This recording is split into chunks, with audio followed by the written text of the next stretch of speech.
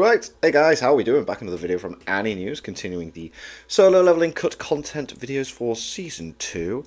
This is covering Episode 5, and we're just going to get right into it. Though it feels like so much has happened since Sung started working as Miner, this last episode was actually the most faithful. Only 4 chapters were covered from the manhwa. Damn, the art is so cool. I absolutely love it. It's so sick. Oh, wow. And a solid amount of time was spent focusing on the B team here. Like, it's not often a character other than Sung gets to shine in the spotlight, but in this battle with the High Orcs, it seems like everyone did. What then did the anime leave out? Well, there's the whole reason he even signed up to do this work. The significance of permits making these gates properties of the Hunters Guild, then a bunch of smaller details like Cha's curiosity and Sung's full involvement here. Let's get started. Episode 17. This is what we're trained to do. I love how he was like, I need to go real quick so they don't notice I'm doing stuff. Covering That's chapters so cool. 67 to 71 from the manhwa and chapters 82 to 88 from the novel. To start things at the beginning of Sung's mining stint, if you're wondering why manual labor is used instead of heavy machinery, it all comes down to the fact modern technology doesn't work here. Anything running on electricity ceases to operate, so instead workers are given magic-infused items like this pickaxe. Oh mate, that makes so much sense. That's sick. Now, there was a small interaction cut between the foreman and the guild's administrator, involving the foreman complaining that the raid team was taking too long. This was something the admin could only apologize for, since in every guild, all other teams were at the mercy of the raid team. Reason being that, where miners were very easy to replace, key strike squad members weren't. It's for this reason that guild employees would always do their best to accommodate the raid team. Their moods were something every part of the guild needed to be aware of. It was when the strike squad finally did return that, aside from Choi, Sung couldn't distinguish anyone as particularly powerful. Wow, she was cool. Their difference in power was so stark that it made him think perhaps they were the weak ones. This obviously wasn't true though, since someone like Choi wouldn't raid with someone who was weak. No. All this was a matter of perspective. Sung's leveling had made him stronger, and he was now at a point where he was powerful enough to consider the #1 strike squad in the country weak. It was an observation Sung himself couldn't believe he was making. Yeah, imagine that. It's just like you're seeing the strongest people, and it's like, I could take them. When Cha had come out next, you'd be surprised to know this was actually the first time Sung would lay eyes on her. Oh, interesting. I think she's got, because I've not read the original stuff, so that's why I like checking these out, but I think she's gonna have some interesting stuff happening. As a hunter who tended to stay Because isn't she the last person that got S rank before he did? far away from the spotlight, not many clear photos existed of her. So here would be the first time Sung would get a good look at her. Now, the reason she didn't investigate further into the powerful aura she sensed was mainly because doing so would have required strengthening the foul odor she picked up. Oh yeah, That the was smell a sensation thing. she Yeah. preferred not to indulge in, resulting in her disregarding the aura as nothing. It was once Sung finally got into the gate himself that every part of its conquest would be imprinted into his brain. It was, after all, the whole reason he came out here. He wanted to see how a high-level guild went about completing a high-rank dungeon. So, first was the raid team wiping out all monsters minus the boss. Next was the retrieval team dragging out all the monster remains. After that was the mining team to extract all minerals and resources, then finally the raid team again to kill the boss and close the Defeat gate. the boss. This was the 4-stage process that allowed guilds to maximize the amount of profits they could make. Mana stones and magic crystals were always nice, but where the real money was at was with the monster corpses. Right. That was the difference between a high-ranked dungeon and a low-ranked one. But what do they do with the corpses? Everything in the high-ranked one was worth something. Whether it be bones or flesh, there wasn't a single part of a high-ranked monster which couldn't be sold for tons of money. So it was as Sung contemplated how he would do this himself that he would come to realize his shadows could do all of it just fine. Yeah, they could. He could divide them into 3 separate groups, then have one hunt, another retrieve, and another mine. I mean, his shadows were far stronger than any of the workers, so it wouldn't make sense to really hire any. This led Sung to the conclusion he could conquer a high-ranked dungeon all by himself, making the whole job as a miner worth it. He had acquired the valuable information he was hoping to.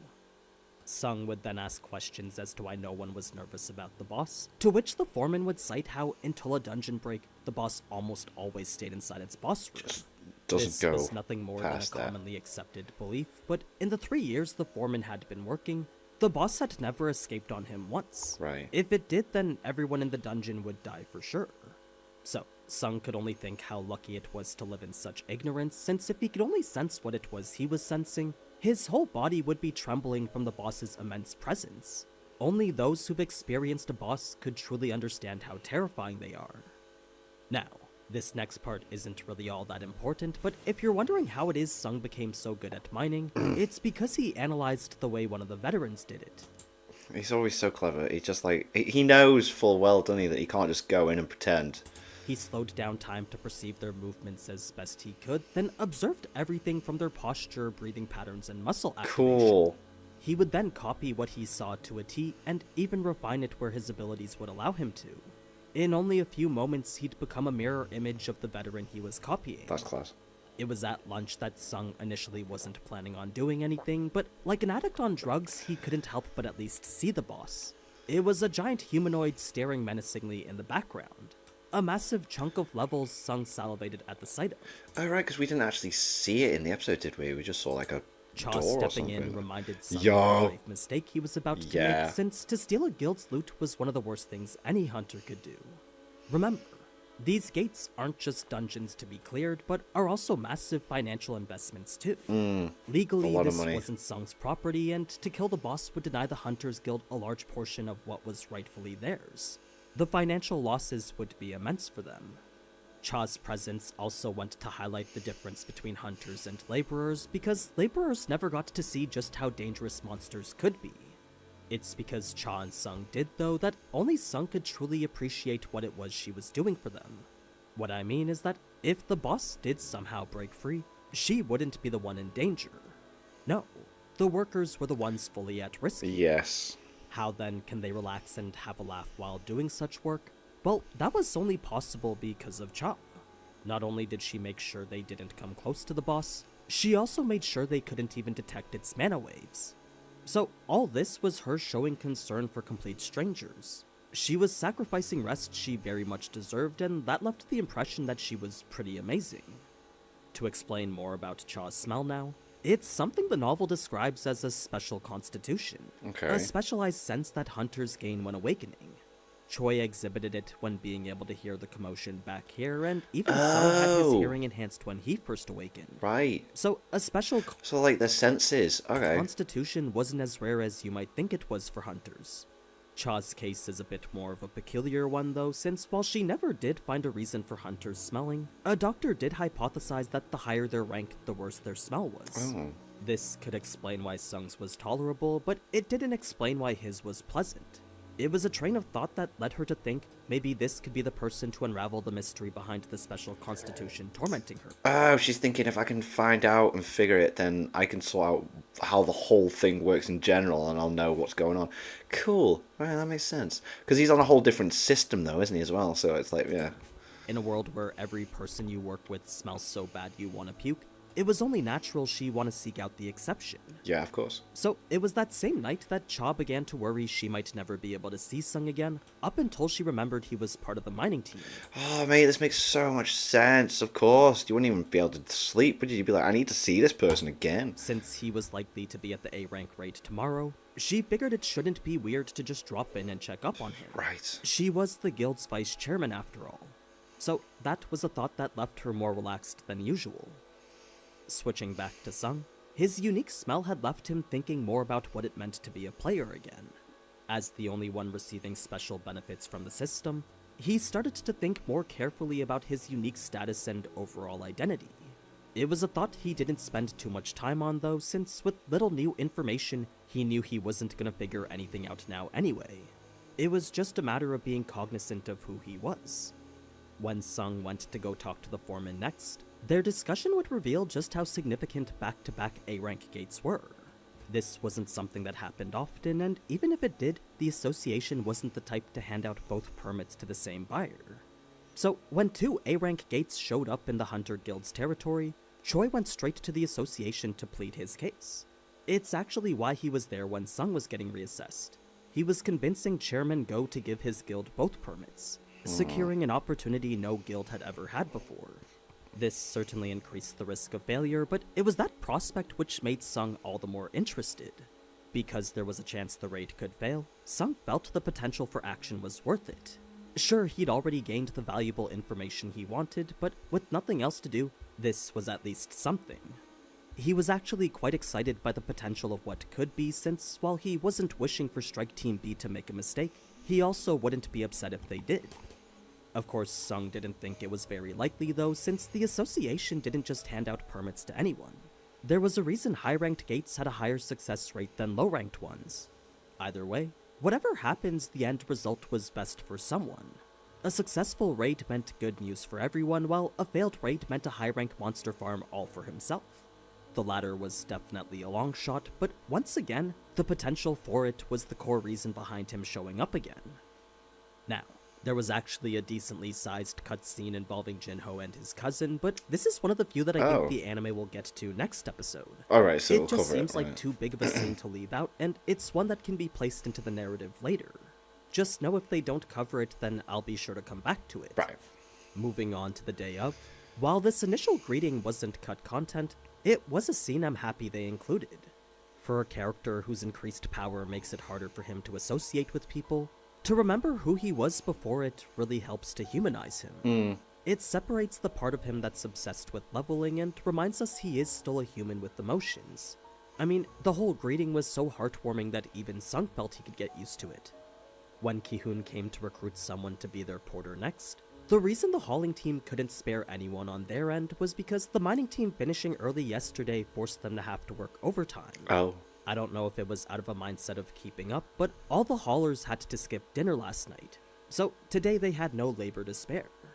Naturally, no one wanted to risk their lives either, and that alone risked the success of the raid itself. With the search for a porter potentially going into the afternoon, there was a chance that the entire day could be lost. That's when Ki-hoon would notice Sung staring him down, clearly analyzing him and his unique physique as a tanker. Though their eye contact was brief, it was only after Sung had finished that Ki-hoon realized his entire body froze up. Sung's gaze had caused him to forget to even breathe. Of course, Ki-hoon didn't realize this himself, so God, imagine that. You're all of a sudden just like, excuse me, Jesus Christ, what happened to my body there? Like, whoa. he instead chalked it Just up by to nerves. being in his presence. It's an intense scene that definitely would have been cool to see in the anime. Yeah. Another interaction left out between them here was the way Ki-hoon analyzed Sung himself. Though little magical energy could be sensed coming from him, Sung's aura indicated he wasn't who he said he was. The way it was fully under control and so very sharp made it clear Sung wasn't the E-rank he claimed to be. Of course, the foreman had no reason to lie, so Ki-hoon just figured something else was up. Besides, the rank of the porter didn't even matter anyway. If the porter was getting attacked, then the raid was a failure to begin with. Everyone would have been destined to die regardless of his rank. It's a conclusion that stems from an interesting saying the healer girl mentions in the manhwa. If the mages get attacked, it's the tank's fault. If the healers get attacked, it's the strike squad's fault, and if the porter gets attacked, it's the guild's fault. Wow. What this means is that, unless there's an extremely serious mix-up, Sung should be completely safe. Yeah. If he did somehow become the target of an attack, then that would be a problem stemming from the source. It would mean his entire strike squad was eliminated, and that would mean this was a gate they weren't qualified to handle. It's something that should never happen given the gate's ranking system. Now, the full strike squad was 11 A ranks and 6 B ranks, so there was a lot more hunters than we saw in the anime. Oh. This also made Sung feel a lot more calm, since even if they did step foot into a red gate, the hunters alongside him were the ones he'd want to be stuck in a red gate with. It had led him to the decision not to sweat the small stuff, since he was, after all, here for fun. He felt zero need to be alert 24/7 when amongst some of the best hunters in the country. It was once inside that, in addition to the conversation the healer girl was making already, she would also offer to help Sung carry stuff. Sung would hand her just one of the bottles, and the weight alone was enough to almost topple her over. It was a good laugh that made Sung reminisce on when last he was able to enjoy himself in the dungeon. The jackals would then reveal the presence of intelligent beasts awaiting beyond, but not before getting the raid group to lower their guard a bit. They were so thrown off by this low-ranking monster that each and every one of them forgot the most basic rules of not raising their voice. They had eased up so much that they were now talking like they weren't even in a dungeon. It's when the high orcs showed up after this that not much really needs to be mentioned. The anime portrayed this far better than I could have ever imagined, Cool. and even gave us a little nod to SAO with this one. Oh, alright. The healer girl did tell Sung to stay hidden, and that was a comment which genuinely went to piss him off a bit. Do you know what? Like, it's doing really good in it. Season 2 of Solo Leveling is absolutely nailing it. Like, the animation, the fights, and everything is just, as soon as it gets to a fight, you're just like, bring it, and then it always delivers. I guess it was a case of her not knowing who she was talking to. The healer girl then has what I think is the best moment of the entire episode, but the way it goes down in the novels is actually with her hugging and shielding her patient.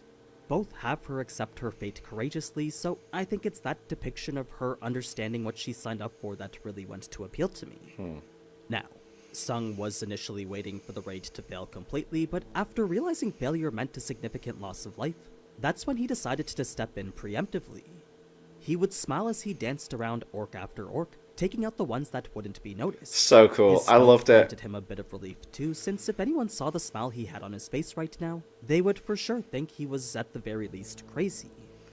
His intensity only doubled when he received a level up, since that revealed supporting was a viable way of gaining experience too. It seemed assisting in killing the orcs netted him XP as well. He could have gained more levels if he was able to kill them all, but Sung decided to respect the gate was theirs and not his. It was, after all, purchased for quite a large sum of money. In the end, the strike squad couldn't believe what they had accomplished, leading to a loud celebration Sung didn't really understand. What he didn't realize, though, was that when committing to a high-rank gate such as this, the hunters took into consideration not only the gate's ranking, but also the most minute details regarding how much magic energy was being emitted from it. They did this so they could know with a certain level of confidence what to expect. So, when the most superior version of High Orcs showed up in a pack of 20, that was far beyond what they had calculated. All of them were expecting to face at least 1 or 2 casualties. The fact they didn't was nothing short of a miracle, and it's that miracle which Sung remains completely oblivious to.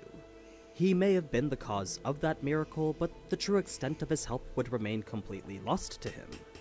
When the healer girl stepped up to describe what she saw after this, she was actually met with disbelief and borderline ridicule. Reason being that her description of the events were full-on outlandish. An orc ripping off its own head, then killing another with said head was hardly something anyone would just believe. Yeah. It was as she did that Sung could only chuckle, then when she came up to ask him about it personally, it took a lot of effort to deny it without snickering right in front of her. It seems Sung in the novel goes a bit hard with the disrespect towards this healer girl. I mean, even in the manhwa he's seen to make light of her dramatic action here. I actually preferred the way the anime handled this though, since while this whole endeavor may not have been serious for Sung, it truly is for was them. life or death for the rest of Yeah, them. Jesus Christ, To yeah. them, they fully believed they were making the ultimate sacrifice. A serious sentiment well contrasted with Sung's flashback to the double dungeon. In any case, I would be lying if I said the fact they couldn't leave didn't make Sung happy. Even though Ki-hoon made the decision to retreat, Sung really wanted to stay and continue fighting. So when 50 more orcs showed up to challenge them, Sung once again started to salivate at the amount of experience he was about to get. Before he knew it, he had already instinctively summoned his dagger behind his back. Now wasn't the right time to attack, but this was definitely the moment he'd been waiting for. Even his shadows could be sensed yearning for bloodshed. The rest was then pretty much as we saw, bringing us to that perfect sequence introducing the boss room. Yeah. I don't know about you, but the way they panned us in while blaring Hiroyuki's music really set the tone for the grand fight waiting ahead of us. It was this combined with those amazing fight sequences from earlier that solidified episode 5 as the best of season 2 so far. But yeah, that's And everything. apparently the next episode is phenomenal. I haven't watched it yet, but apparently everyone's talking about it. From episode 17. Now, this was really hard for me to make. If I sounded a bit weird, it's because I've been pretty sick lately, so that's why this video ended up taking so long. Yeah, I'll be back to my regular schedule probably next week, but I really just need to get some rest right now, so I'm going to bed. Bye. Ciao. Damn. Yeah, take your time. Yeah, because I nearly started watching the next episode thinking this was the cut content for that, but no, I forgot that Annie News had posted that he has not been well and that he's behind schedule. So yes, that was that. Very interesting. Always, always, always very cool to see changes and whatnot. And yeah, thank you for watching.